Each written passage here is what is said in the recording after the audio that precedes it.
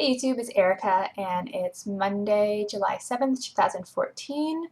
I have no idea what week I'm on. I had the vertical sleeve gastrectomy on April 24th or 26th, 2012, so over 2 years. Um, at my highest weight, I was 228 point something. Day of surgery, I was 215.6. As of today, I'm 145.6. So I don't remember what I was in the last video, but since my surgery weight, I've lost 70 pounds. Since my high weight, I've lost 82.7. Body fat percentage, I've adjusted for two things. One, I've adjusted because my scale I calibrate to adjust for my surgeon's scale, which apparently is more accurate. So there's a margin of error that I adjust for there. And then I also have adjusted for the implants. They're 1.8 pounds together. And so I liken it to any kind of clothing. If you were wearing a pair of shoes that isn't part of your body, you would take that off before getting on the scale, right? Well, these I can't obviously take off, so I need to take it off of the scale to adjust for what my real weight is. So with that said, adjusting for my surgeon's, the margin of error based on my surgeon's scale, and for the boobs, my body fat percentage is 22.8. So that means my lean mass is 111.03 pounds. And at 20% body fat, my ideal weight is 138.78 or 79. So that means I have 6.81 pounds to lose to get to goal.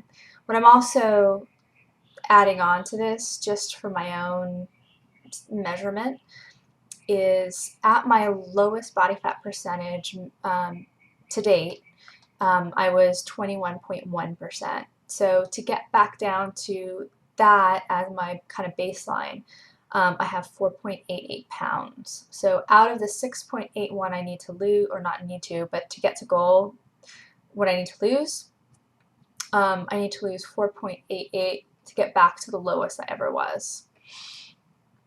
Just so that I can feel better as I kind of get closer and closer. I kind of want some kind of way to see how I'm doing in comparison to the best I've ever done. So, okay, so those are the numbers. Excuse me. So let's talk about what's happened since my last video. So I haven't really been swimming. I've swum a couple times. Last week I didn't swim at all. There are a couple of reasons for it. One, I'm getting a tattoo removed through laser removal. And a couple Saturdays ago was my 5th treatment, and it caused, it was a higher setting.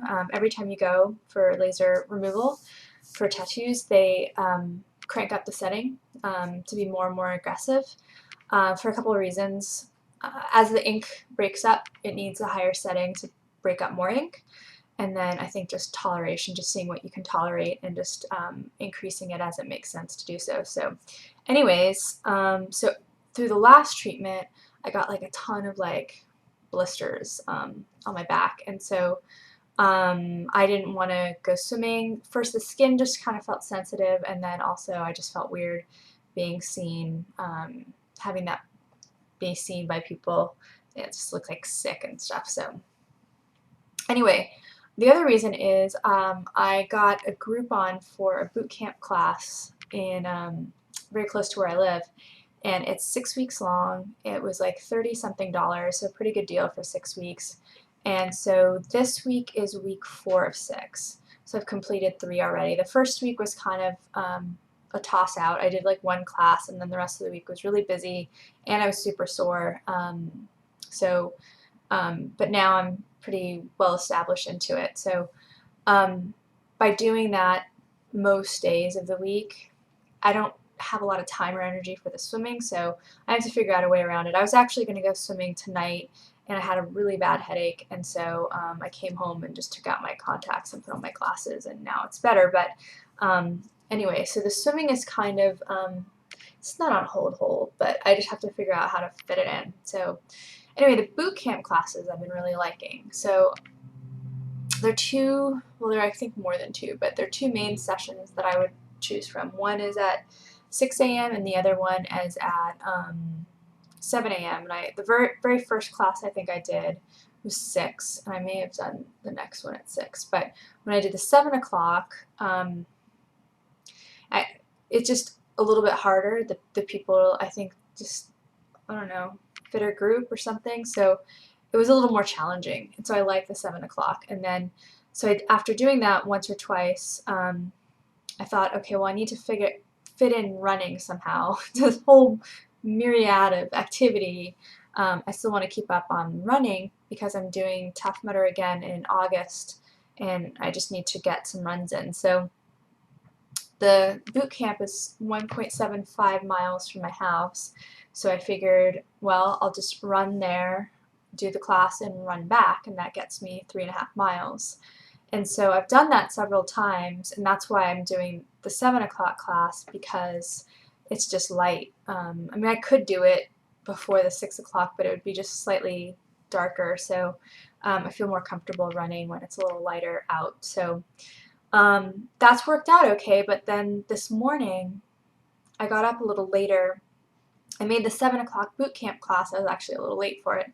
But I'm like, okay, well, I still want to get the 3.5 miles in, and so I ran afterwards. I went to a path, and instead of running kind of like on the surface streets, I ran on a proper like kind of path, like recreational path, and I ran slightly faster. I don't run very fast, but I ran slightly faster, and it was continuous. I don't know. I felt like I could get in the zone a little bit more than just running to a class. So I really like that combination. The problem is the boot camp ends at 8. By the time I get to the path to run, it's like at least 8:15, and then the run itself is like half an hour or something, a little over half an hour. So I'm not getting home until like 9 o'clock in the morning. And at that point, if I haven't also walked the dog, I have to walk the dog, take a shower. So like this morning, I didn't get into the office until about 10:15, 10:30, which is okay if I want to work late, but I also wanted to swim tonight, and my headache was really the main thing preventing that. But anyway, so I have to figure out how the whole schedule of everything is going to work. But so far, I like boot camp, and I guess I only have a few more weeks left. 1 month is $95, I think, and 3 months, and that's a discounted rate. I think after 1 month of that rate, it would go up, but then 3 months is like $275 or something, and I just feel like it's a little bit too much money. And there are free classes offered at the gym at my work that if I went at noon and didn't care about all this and makeup and hair, I should probably just try that for a bit after this work runs out. But anyway, it's been a good class. It's been challenging. I'm doing things that I haven't done in a while. I haven't done ab work, and I haven't done I don't know, weights. Like, it's not serious weights, but I haven't done weights. So I'm happy with it. I wish that I could just continue it for a while at least. I think 3 months would probably be enough. At that point, I would think I'm probably way fitter than anybody who's taking the class. But now, anyway, I'm enjoying it.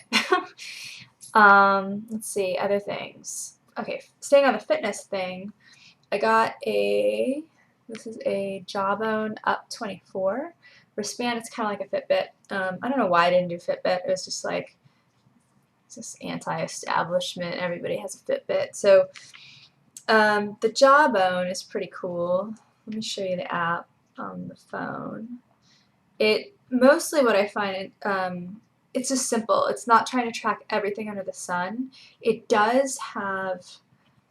They have a partnership, and I think part of the reason that I got sold on this in particular is they have a partnership with myfitnesspal.com. So if you log what you eat on MyFitnessPal, it syncs with this somehow, but I don't log anything anymore. So it sold me, but I'm not using that piece of it. So, but I thought that was cool. pretty like simple app. I don't know if this is so the orange band shows activity against goal, and it's not, they have preset goals, but then you can adjust it, and then the purple or blue is sleep, so the amount of sleep against goal. And then if I click on, so I'm at 100 or 14,175 steps, so I'm 109% of my goal, whatever that is. I don't remember what I set it at. And then if I click on the activity, then it gives me details. I don't know how much of this is bad glare. So it gives me things like how many miles I've walked, so 7.1, so the steps translate into 7.1 miles. Total calorie burn, it's estimated obviously. Of that, how much of it was from activity and how much of it was just your resting metabolism. Things like that. And then you can add activities. So let's say I swim. Let's see. So if I want to log a workout, I can just pick it. I can click on swimming, put in the effort level, the duration, and it'll kind of estimate the number of calories burned through that. So, and then sleep is kind of cool. So my goal is to get 8 hours of sleep. Last night I got 7. And so what's kind of cool, the dark blue bands represent deep sleep, and then the light blue bands represent light sleep. And so I got 2 hours and 53 minutes of sound sleep or deep sleep, and then 4 hours and 6 minutes of light sleep. It took me 11 minutes to fall asleep. I've had it like as low as 4. I sleep like, didn't wake up at all. It's kind of interesting, and what's also interesting is seeing over time, like if you feel like you slept well, looking at it, and just having data. I mean, it's just a data thing. So, but it's simple. I like that it doesn't have too much, because I think things can get too cluttered when there's too much data, and you're not going to do anything with it anyway. So, and then they have little anecdotes or little things. Each day they call it insights. And so today, and I think there's 5. Yeah, it looks like there's 5 per day. So, oh, you're gonna be able to read that. This one says moving up. It's on. You will take 15,500 steps today. So I'm a little short. I'm about 1,000 short. I'm not gonna do it. Anyway, so, and it's cool. I really like it. I think I got this one. I got this one at Best Buy, but they price match with Amazon, and I think on Amazon at the time it was $115 or something like that. So anyway, so that's that. 13 minutes. I don't think I've done products yet. Tried to record a previous video and I talked too much. Crazy. So I'm trying to not, but I am, because that's who I am. Anyways, so products. The only products that I'm really loyal to are things related to my veggie shake in the morning. So every single morning since probably November, December, I've had a veggie shake with a cup and a half or 2 of kale, part of an apple. Right now I'm really into lemon, ginger, cucumber, strawberries or whatever fresh berries I have, blueberries. And then I add to it unsweetened almond milk. So this is vanilla almond coconut, 45 calories for 8 ounces, and I have about 8 ounces in my shake. And then for my green shake, I add this protein powder, protein in greens. It's 22 grams of protein, 1 gram of fat, 2 grams of sugar. And if you look at the side, it's not going to focus at all, but the takeaway of all of this is that there's a ton of good stuff in it, like organic alkalized green juice powders, organic vegetables, oat bran, I don't know how much, probiotic blend, super antioxidants, berry blend, liver cleansing and tonic support. I don't know, a whole bunch of stuff. I love it. Just, I mean, it's bland. I would never, ever in a million years have this alone because it would be terrible, but in the shake, it's good.